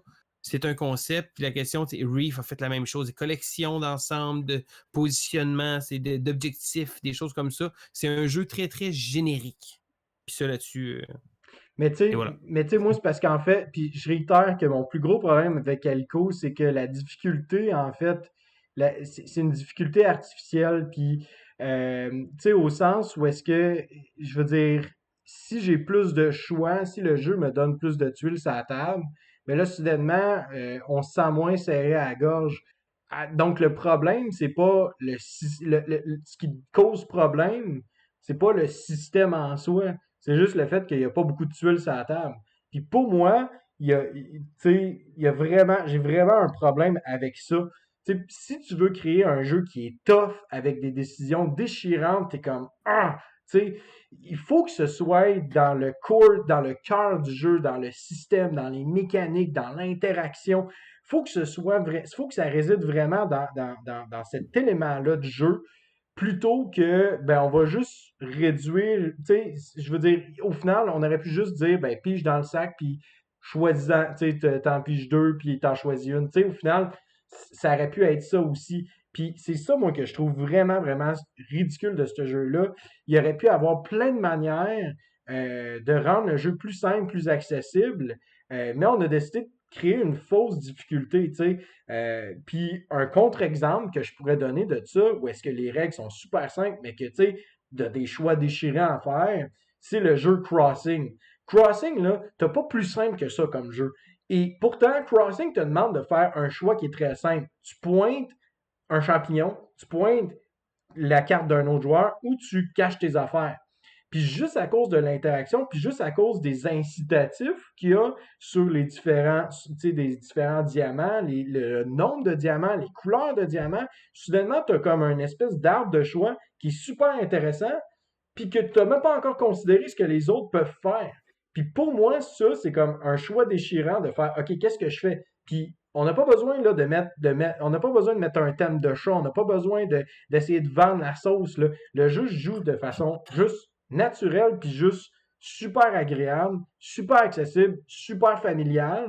Puis t'en enchaînes des parties, puis c'est super le fun, puis t'as tout le temps, tu fais tout le temps face à un choix qui est quand même très déchirant. T'sais. Est-ce que j'y vais pour le easy going que personne va pointer, ou j'y vais pour celui que tout le monde veut, ou j'y vais pour l'autre joueur que peut-être va être un peu trop avare puis qui va vouloir aller en chercher davantage. T'sais.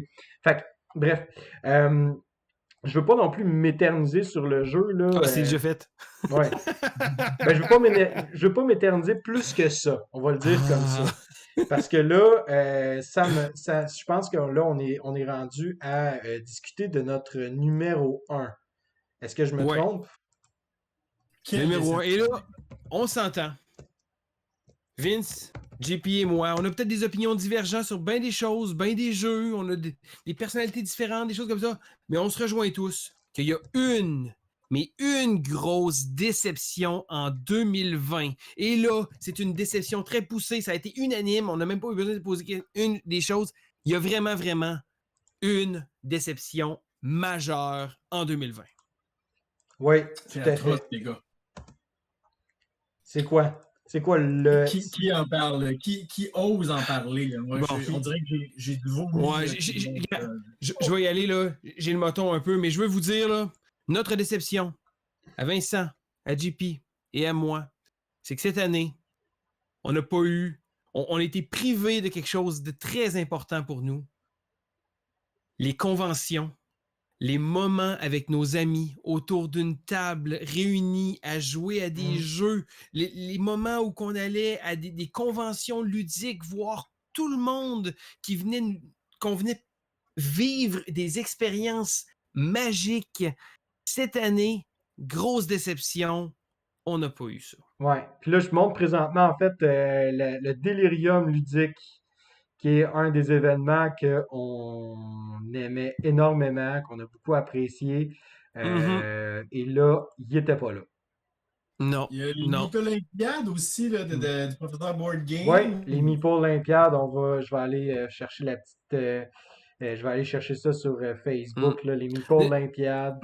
Les Olympiades, que ce soit ça, les occasions de se réunir, de pouvoir partager avec vous, même les gens qui nous écoutez, si jamais vous nous avez croisés dans une convention ou quoi que ce soit, vous nous avez dit bonjour, on s'est croisés autour d'une partie, qu'on a été chez des amis en grosse convention comme ça, que ce soit pour les gens qui sont allés à Gen Con. Nous, cette année, on était supposés de monter à Gen Con, les trois ensemble, faire un voyage en voiture, monter à Gen Con, une expérience pour nous souder des liens qui vont, avec des souvenirs qui vont rester à vie.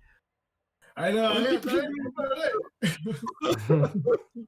Ah, mais c'est ça. Puis même juste aussi simple que ça puisse paraître, juste le fait qu'on soit limité dans les gens qu'on peut recevoir à la maison aussi, là, les opportunités de jouer, les contextes différents. Moi, j'ai jamais autant joué en solo qu'en 2020. Là. Ouais. Puis, Moi, ça me manque la connexion avec les gens, être plusieurs autour d'une table, partager des moments, tout ça. Là, ouais. ben écoute, parlant de ça, moi, écoute, je voulais jamais me rapprocher de tout ce qui est. Tu sais, j'avais joué beaucoup à Board Game Arena à un certain moment, puis j'ai fait plus jamais, je vais rejouer Tabletopia, Tabletop Simulator. Puis là, depuis 1 an que je ne fais que jouer là-dessus, que je découvre des jeux sublimes, puis que j'ai donc hâte de mettre ça à table.